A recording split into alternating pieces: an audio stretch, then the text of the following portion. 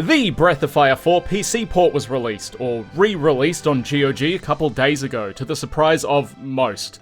We all thought that list where you upvote your favourite games for PC releases was wishful thinking and it would be forgotten about thereafter, but it's real.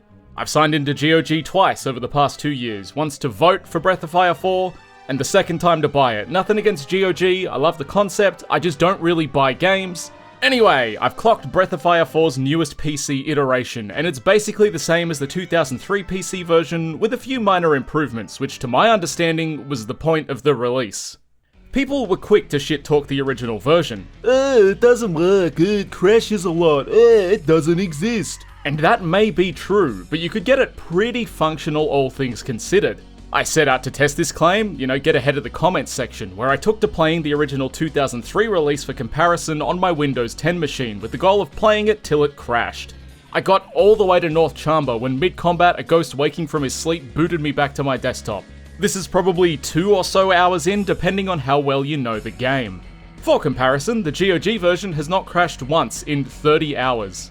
What I learned in my brief time was that the original supported resolutions of at least up to 1080p, as that's what my monitors cap at, and the DualShock 4 worked fine with no extra setup. Though the D-pad was shunned in favour of the stick, everything else was bound and functioned correctly.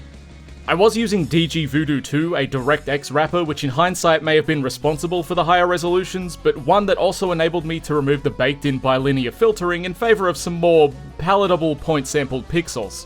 The GOG version has removed the need for DG Voodoo 2 with its own DirectX wrapper, which didn't work properly at first but was patched after a couple days. It formally didn't allow you to disable filtering or post-processing effects, and the game looked like mud. The Dix-in-I is a configuration file for the new wrapper, which sets automatic bindings for a whole host of popular controllers, but a saintly addition was this line here. D-pad to analog equals true, which allows you to use the D-pad for movement instead of the analog stick. At least I'm pretty sure that's what it does. As I said, I've clocked the game. I somehow racked up 30 in-game hours and didn't get a single crash, but I tried my hardest and had no luck. I'd often leave it running, active and idle, tried rapidly alt-tabbing out, playing 2 games at once. I'd streamed it to my Switch via Moonlight and nothing, no crashes. It is solid.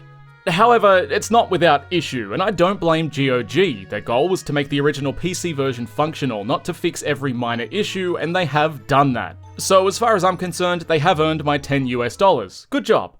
But we'll go over some of the common issues now. This game eats CPUs for breakfast. There are reports from people, presumably with weaker hardware, that it flat out refuses to run or chugs, and I'd believe it, as it uses like 30% of my i7-8700K. While not a speed demon by modern CPU metrics, it is still beefy despite its age, so a game from 2003 using 30% of it is a little bit odd. We've got 2 small issues with sound. The former is that the PlayStation version has proper looping, so songs don't just hard reset, but the PC version hits you like an oral brick wall every couple minutes with unlooped tunes.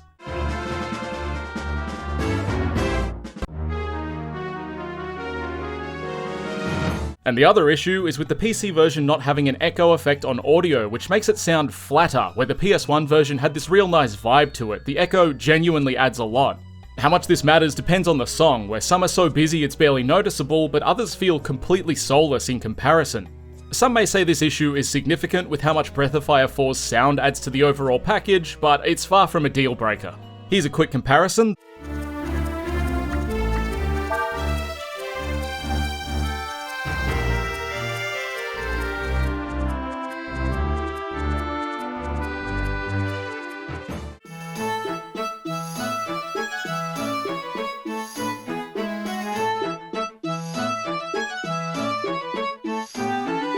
This game is an audio-visual treat, so it's a bit of a shame that the PC version also lacks the dithering found in the PlayStation version.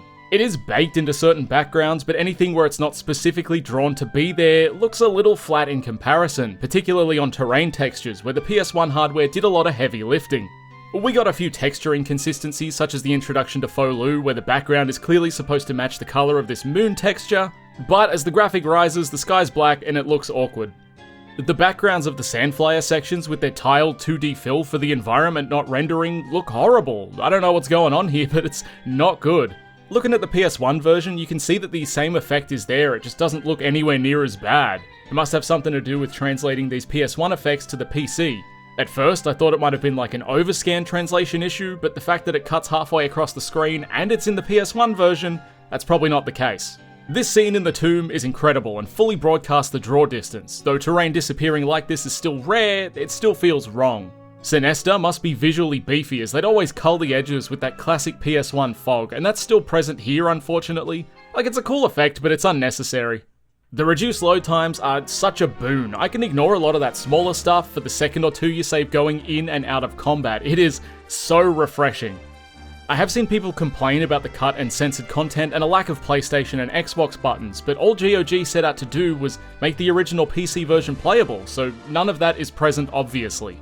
I haven't had an issue with the buttons themselves, but I've got a pretty nasty muscle memory baked in, and outside of it automatically flipping the triggers for the shoulders, it's all the same for my DualShock 4. That said, for someone who hasn't played this game for thousands of hours, accurate on-screen buttons would be a nice addition. Naturally, any re-release of a game with cut or censored content will be interrogated for that same content. And while it would be nice to see Ryu cop a feel or Folu getting some nasty head, I've already seen those scenes on YouTube, so functionally I don't need them in the game. I'd take them if I could get them, but I imagine the process of adding them back into a version which probably never had them to begin with would be quite complex. No less getting permission from Capcom to butcher either the PS1 or the Japanese PC version and integrating them as well as translating them. All up, we're talking 20 to 30 seconds of cutscene over a 30-hour game. Like, it's unfortunate, but it's far from a deal breaker. If there are any modders out there, all I'd really want are button prompts that accurately reflect my controller, the original font, which I think is far superior, and maybe like a mini game where I get to spend some quality time with Ursula. That's just a couple small things, really. So, the Breath of Fire 4 port is crazy accurate in terms of preserving the original PC release, but that release happened to have some non-critical issues which still persist. Still, I'd say it's solid, and I'm just happy to have a version that doesn't randomly crash, even if Folu's attacks are black instead of white. With the release of this title on GOG, people were naturally curious if we'd see more of the series pop up, and unfortunately, Breath of Fire's 1, 2, and Dragon Quarter never got a PC release. But 3 did. In China. Here's me playing it in all its simplified Chinese glory, links in the description. It's pretty rough, there'd be a hell of a lot of work updating it to modern functionality as well as adding the entire English translation in, but it's possible that you will see a Breath of Fire 3 PC re-release in your lifetime. The question of a series revival is also hot on the tongue, but I don't think they do a good job with a new title nor remastering old titles. Breath of Fire's 1 and 2 are rough gems, but everything about them is so charming, any major changes would be a detriment. 3 and 4 are art in motion, with both having their own quirks, but ultimately standing atop a genre as beacons of quality. Even Dragon Quarter is so experimental, completely off-putting for a large chunk of people, but that's why it can be said to be of high quality. It fits a specific purpose, and I would dread to think how they would change it. Basically what I'm saying is it's mine and you can't have it. You know what, while we're here, everyone begging for HD 2D, stop. It looks like shit. These games look better without stitching together 3 different art styles and blowing out the bloom to hide how hard they clash. If the original intent was to make it look like shit, they would have done it. Remember when we used to make fun of games for having excessive god rays and depth of field? Remember Mario 64 in Unreal Engine and how Nintendo Hire This Man became a meme because we weren't blind to how amateurish it looked?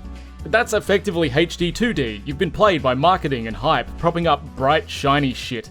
There are good examples, but for the most part, it looks bad.